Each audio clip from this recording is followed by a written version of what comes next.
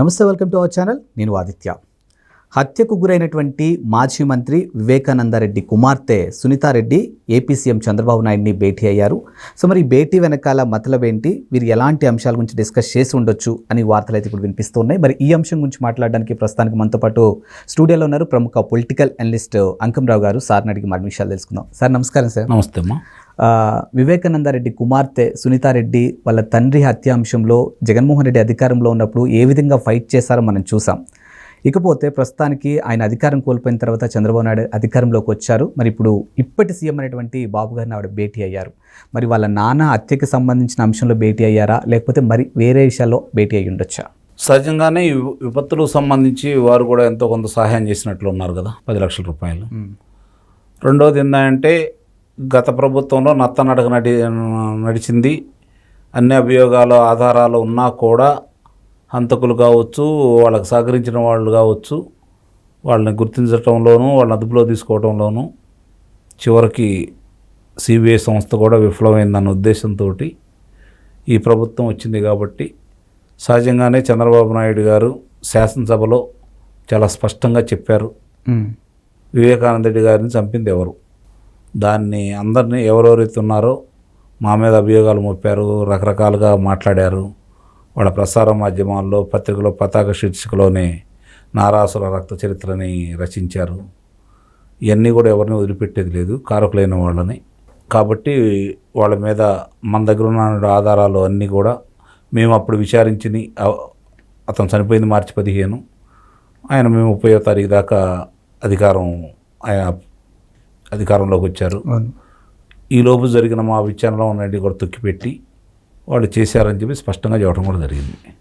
అక్కడి నుంచి వచ్చిన కాడి నుంచి కూడా అంతకుముందు సిబిఐ కావాలన్న జగన్మోహన్ రెడ్డి మరి చనిపోయినారని ఉదయం పూట తెలిసిన తర్వాత కూడా మరి హుటాహుటిన రాకుండా ఆయన ఆలస్యంగా రావటం, ఈలోపు ఆయన ఖనన కార్యక్రమాలు పూర్తి చేయాలని భావించటం, సునీతారెడ్డి గారికి అనుమానం వచ్చి లేదు అనుమానాస్పదంగా ఉంది, పంచనామా నిర్వహించండి అని చెప్పిన తర్వాత పంచనామా నిర్వహించి ఇది హత్య అని చెప్పని వాడు చెప్పడంతో ఈ యొక్క విషయాలన్నీ బయటికి రావడం కూడా జరిగింది.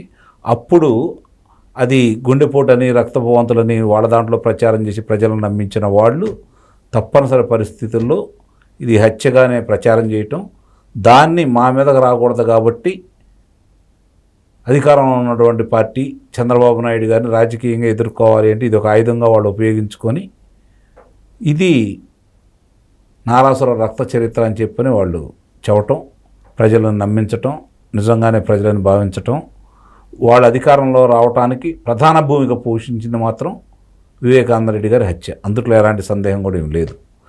ఆ పులివెందల వాళ్ళకి తెలిసినా మిగిలిన వాళ్ళకి మాత్రం ఏమో జరిగి ఉండొచ్చేమో వాళ్ళు చెబుతున్నారు కదనే దాని మీద భావించారు.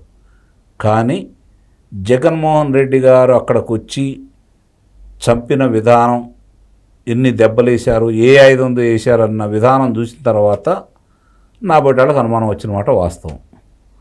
అసలు ఆయుధం ఏందో ఇంతవరకు ఎవరికి తెలియదు. ఆయన ఎలా చెప్పగలిగాడు? గొడ్డలతోటి ఏ పోట్లు వేశారు, 7 సార్లు ఇవన్నీ కూడా చెప్పారు, ఎట్లా చెప్పగలిగారు? ఇది ఒక అనుమానం రావడం కూడా జరిగింది. రెండోది, పులివెందల గడ్డ మీద అది వైఎస్ వివేకానంద రెడ్డి గారు అంటే రాజశేఖర రెడ్డి గారి కుటుంబ సభ్యులు ఉండే నివాసం ఉండే ప్రాంతంలో వాళ్ళ అనుమతి లేకుండా పర్రాయి వ్యక్తి రావటమే చాలా కష్టం, చీమ కూడా రాదు ఒక రకంగా చెప్పాలండి. అలాంటి చోట ఆ ఇంట్లోకి వెళ్ళి వివేకానంద రెడ్డి గారిని చంపేంత ధైర్యం ఎవరికి ఉంటుంది? ఇది చాలామంది మెదిలిన ప్రశ్న. దానికి అన్నిటికీ సమాధానం ఇప్పుడు గూగుల్ టేక్అవుట్ ద్వారా కావచ్చు, సిబిఐ వాళ్ళు కావచ్చు, వాళ్ళ విచారణలో వాళ్ళకి తెలిసిన విషయాలు, అలాగే దస్తగిరి బయటకు వచ్చి నేనే చంపాను, నన్ను ఇలా ఫలానా వాడు ప్రోత్సహించారు, మీకేం కాదని చెప్పారు, జగన్మోహన్ రెడ్డి గారు కావచ్చు, అవినాష్ రెడ్డి గారు కావచ్చు, ఇట్లా అన్ని పేర్లు బయటకు చెప్పుకుంటూ దీనికి సొత్తదారులు నాకు ఇంత డబ్బులు ఇచ్చారు. మాకు ఇప్పటికీ ఆశ్చర్యకరమైన విషయం ఏంటంటే ఆ డబ్బులు మామూలుగా మీ దగ్గర నా దగ్గర ఏదన్నా మన దగ్గర అధిక మొత్తంలో ఉన్నప్పుడు ఆదాయ పన్ను శాఖ వాళ్ళు పట్టుకున్నప్పుడు ఈడీ ప్రత్యేకంగా దాని మీద విచారణ జరిపింది. మరి ఇక్కడ అంత డబ్బులు దొరికిన తర్వాత ఈడీ ఎందుకు విచారణలోకి తీసుకోలేదు దీన్ని అని చెప్పని చాలామంది మధ్యలో మెదిలినటువంటి ప్రశ్న.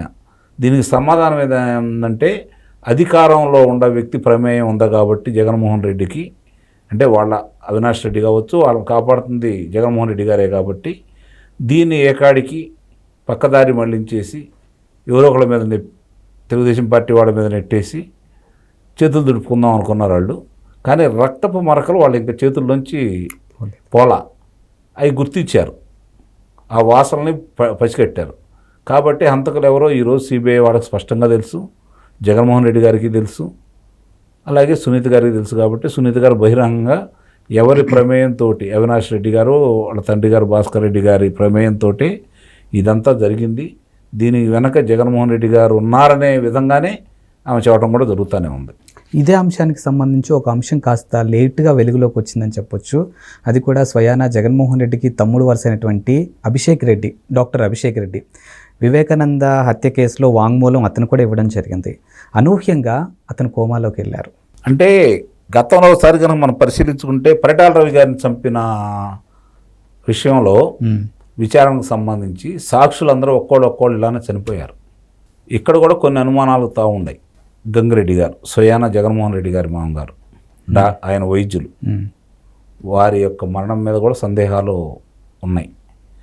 ఇట్లా వారి కారు చోదకుడు మిగిలిన వాళ్ళు కూడా కనపడుతూనే ఉన్నారు. కాబట్టి అప్పట్లాగానే ఇట్లానే జరిగిందేమో. అప్పటి పరిటాల రవి గారి చంపిన వాళ్ళ వివరాలు తెలిసిన వాళ్ళు ఒక్కోళ్ళు సాక్షులు ఎలా అయితే పైకి వెళ్ళిపోయారో ఇక్కడ కూడా అలానే జరుగుతుందనే అనుమానం అందరికీ ఉన్నమాట వాస్తవమే. చాలామంది ఇదే సందేహాన్ని వ్యక్తం చేశారు. దాన్ని ఇప్పుడు చూస్తూ ఉంటే కొంత అనుమానం బలపడుతున్నమాట కూడా వాస్తవమే. విచారణ అధికారి మీదే, రామ్ సింగ్ గారి మీదే ఎదురుగా అభియోగాలు మోపి ఇబ్బంది పెట్టాలని ప్రయత్నం చేశారని సాగదీస్తూ వస్తున్నారు ఇప్పుడు దాకా. మరి కర్నూలు లాంటి ప్రదేశంలో సిబిఐ అధికారులు 3 రోజులు మకాం వేసినా కూడా అవినాష్ రెడ్డి గారిని అదుపులో తీసుకోలేక, భారతదేశ చరిత్రలో ఏ రోజు సిబిఐ వాళ్ళకి ఎదురుగాని సంఘటన, వాళ్ళు వచ్చి ఒకళ్ళని అనుమానితుల్ని తీసుకెళ్లాలనుకుంటే దానికి స్థానిక పోలీసులు సహకరించబోవడం తొలిసారిగా మనం విన్నాం, చూసాం.